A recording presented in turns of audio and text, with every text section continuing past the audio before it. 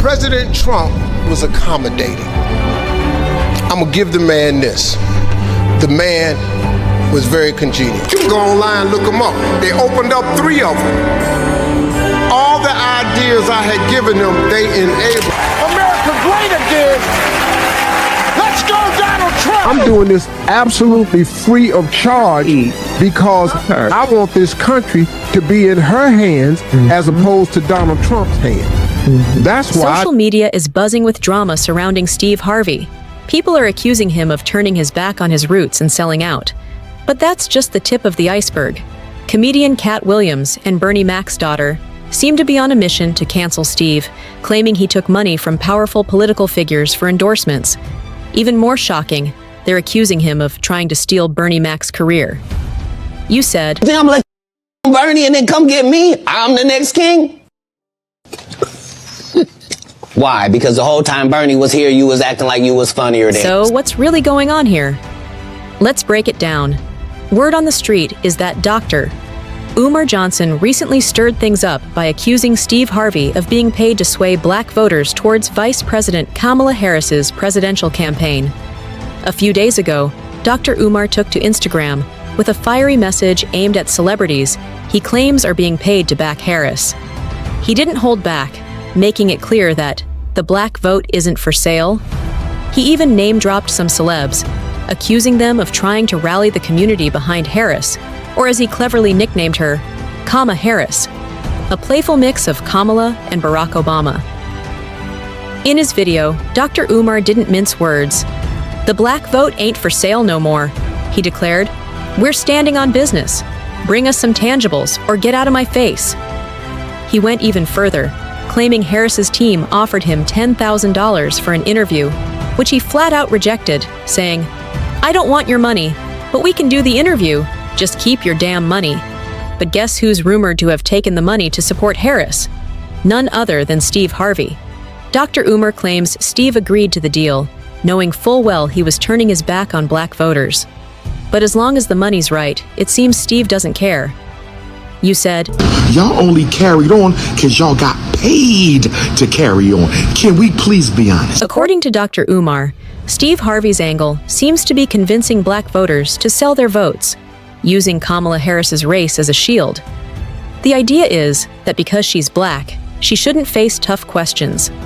For those familiar with Steve's past, this might not be shocking, but things are more serious now. Previously, his actions didn't impact the whole community, but now he's being accused of giving soft questions to a presidential candidate to help her win. Dr. Umar and many in the black community are saying, "We're not letting this slide." Many black folks who once admired Steve now feel betrayed. They believe he's backing Harris for the money, without considering what's truly best for the community. But here's where it gets interesting. Steve Harvey once backed Donald Trump's Envision program, even praising Trump for being helpful to low-income families. He said, "President Trump was accommodating. I'll give him this. He was very congenial," applauding Trump's vision to create learning centers for low-income families. Yet, later, Steve changed his tune. You said, "Doing this absolutely free of charge because I want this country to be in her hands as opposed to Donald Trump's hands. That's why." There's another clip from Steve Harvey's show where a woman asked Steve to convince her husband to go to IKEA with her. You said, "You to stay here in this country. Donald Trump is not going to be that bad. Don't run." But instead of sticking to the topic, Steve told her to stay home and suggested that Donald Trump might not be so bad, saying he'd make America great again. You said, "He's going to make IKEA bring their ass and start building them desks and stuff in America because he's going to make America great again. Let's go, Donald Trump!" So even if Dr. Umar's claims about Steve Harvey selling out aren't convincing everyone, Steve might be making that case himself. And it's not just Dr. Umar speaking out. Former NBA star Kwame Brown has also weighed in, taking aim at black celebrity gatekeepers who are pushing Kamala Harris as the next president. In his passionate rant, Brown argued that Harris won't be solving anyone's financial problems just because she's black. He was direct in calling out celebrities who back Harris, questioning their motives. Brown highlighted that if someone's promoting Harris on TV or radio, they might be controlling the narrative, especially if they ignore other candidates like Cornel West. Brown also pointed out that with inflation soaring, Harris likely won't address these issues for Black Americans. He emphasized that real problems aren't about skin color. You're not paying bills with your skin color.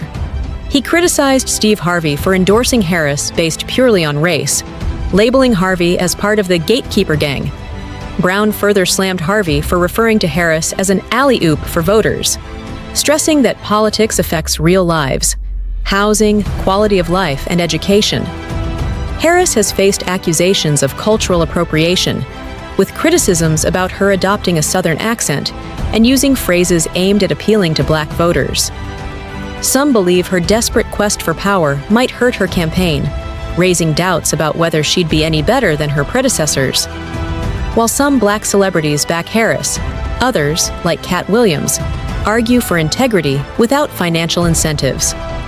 Williams has even criticized Steve Harvey for seemingly copying others' styles rather than providing original insights.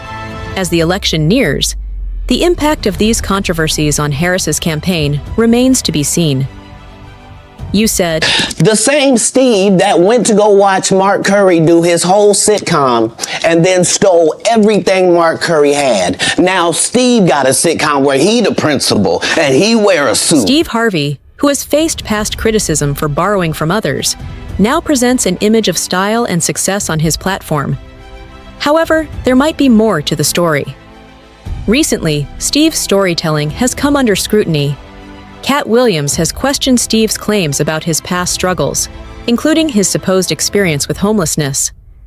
Cat suggests that Steve may have taken elements of his own story and reshaped them to fit his narrative, using these embellished hardships to enhance his public image.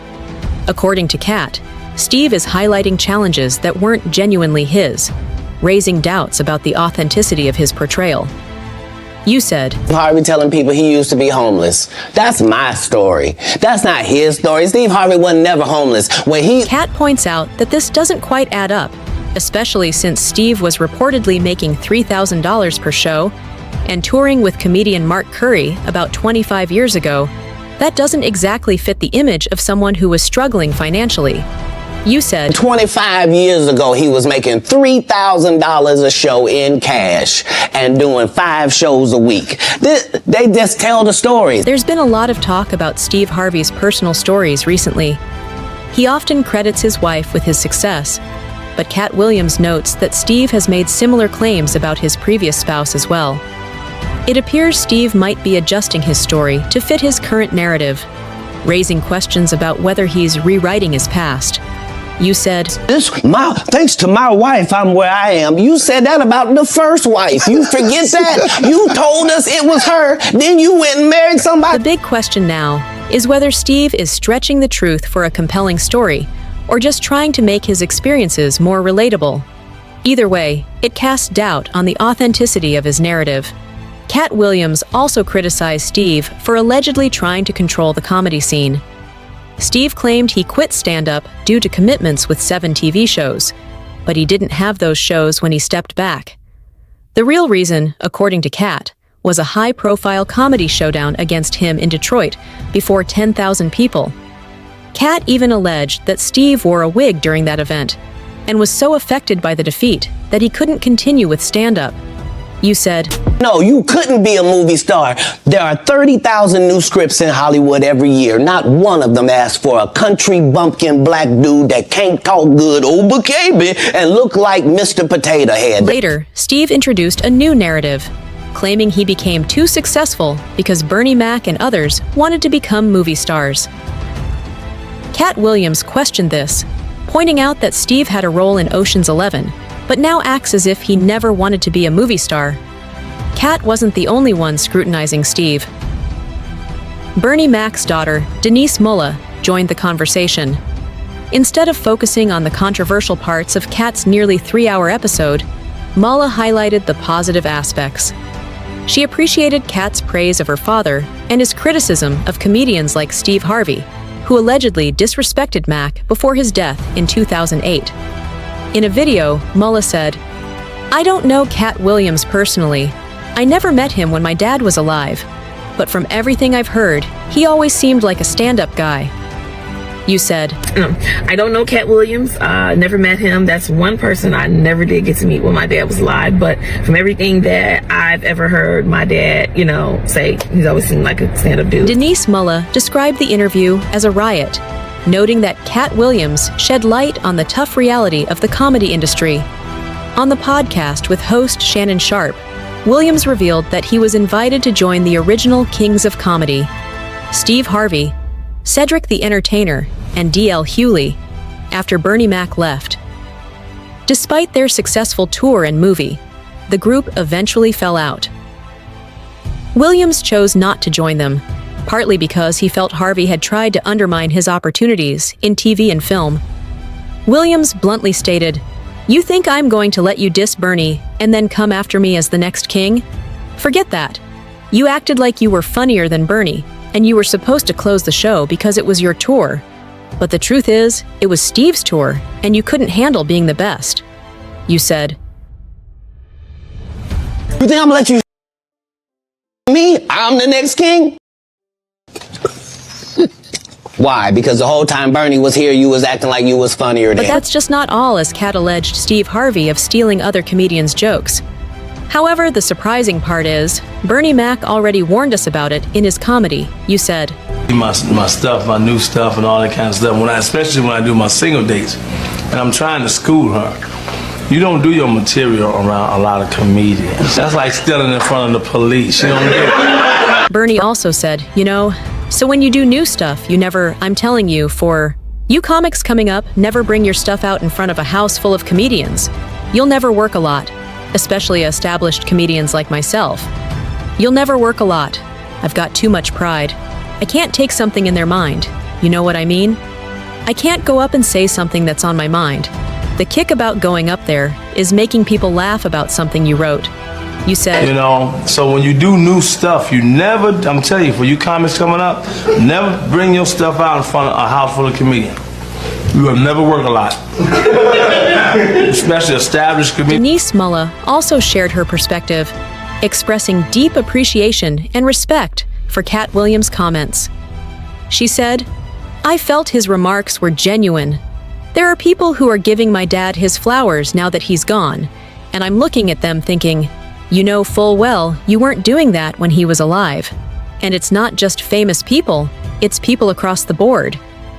You said, I felt like it was genuine.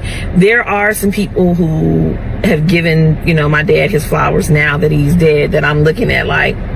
She said that Williams' praise for her father really showed what a stand-up guy Bernie Mac was.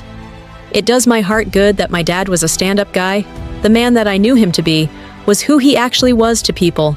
'Cause that's the thing, like we can love people and think they're one way like and find out later," you said. It does my heart good to know that my dad was a stand-up guy, that the man that I knew him to be was who he actually was to people. Mullah also mentioned, "I just really appreciate what I believe is genuine love and respect that Cat Williams showed my father. She's open to having a sit-down with Williams, and recently launched the Bernie's Daughter podcast, where she's featured his former The Bernie Mac Show, co-stars Monique and Cedric You said. Really appreciate what I believe, the genuine love and respect that Cat Williams showed my. Cat Williams has always been candid with his opinions, and he didn't hold back on the upcoming elections during his appearance on the Club Shay Shay podcast with Shannon Sharpe.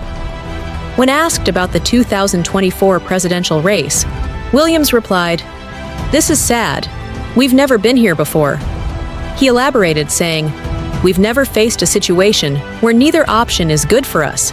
It's like choosing between going back to your ex or staying with someone who doesn't really care."